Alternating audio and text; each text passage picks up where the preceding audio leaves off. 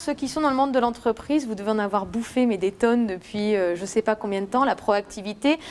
Je crois que dans le monde tertiaire, il n'y a pas une offre d'emploi où on ne finit pas à demander une personne proactive.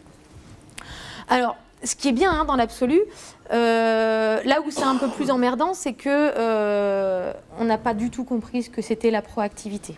Parce que dans les entreprises, on parle proactivité, mais en fait, on met derrière, il faut aller au-devant des problèmes et prendre des décisions vite. C'est ça la proactivité qu'on attend, en tout cas celle qu'on vous demande. Sauf qu'en fait, la proactivité, c'est pas du tout ça.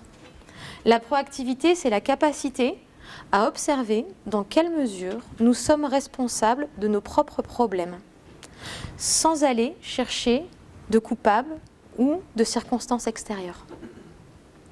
Alors Peter Senge, qui a écrit L'organisation apprenante, la 5e discipline, explique dans son livre que justement ce mot n'est pas du tout compris par la majorité des gens qui l'utilisent et qu'en fait, nombre de proactivités vendues en entreprise sont en fait des réactivités qui se déguisent.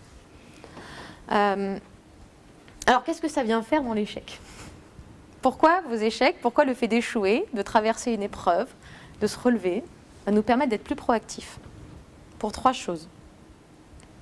La première, c'est que quand la vie vous a arrêté à un moment dans votre course vers votre objectif, vous avez compris que la chute fait mal, s'arrêter et être contrarié, ça fait mal, mais on n'en meurt pas.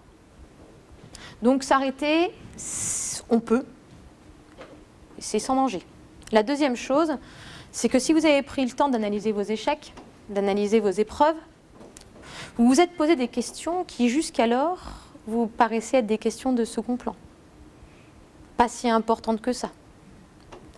Il faut d'abord trouver à manger, il faut acheter sa maison, il faut trouver un bon travail. Je ne vais quand même pas me demander quel est le but de ma vie ou à quoi ça sert, qu'est-ce que je veux faire pour me lever le matin. Ce n'est pas la question.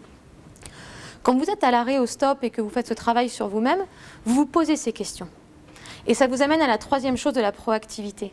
C'est qu'en vous posant ces questions-là, vous avez pu trouver les solutions qui vous ont permis ensuite d'agir différemment. Et c'est ça la proactivité. C'est la capacité à s'arrêter, à se poser des questions sur qu'est-ce qui en moi fait qu'aujourd'hui j'ai des problèmes, et à partir de moi, parce qu'il y a que je n'ai de pouvoir que sur moi et que sur ce qui dépend de moi, je vais pouvoir trouver des solutions différentes. Alors je ne sais pas si vous aviez déjà eu l'idée de faire le lien entre la proactivité et les échecs, mais voilà.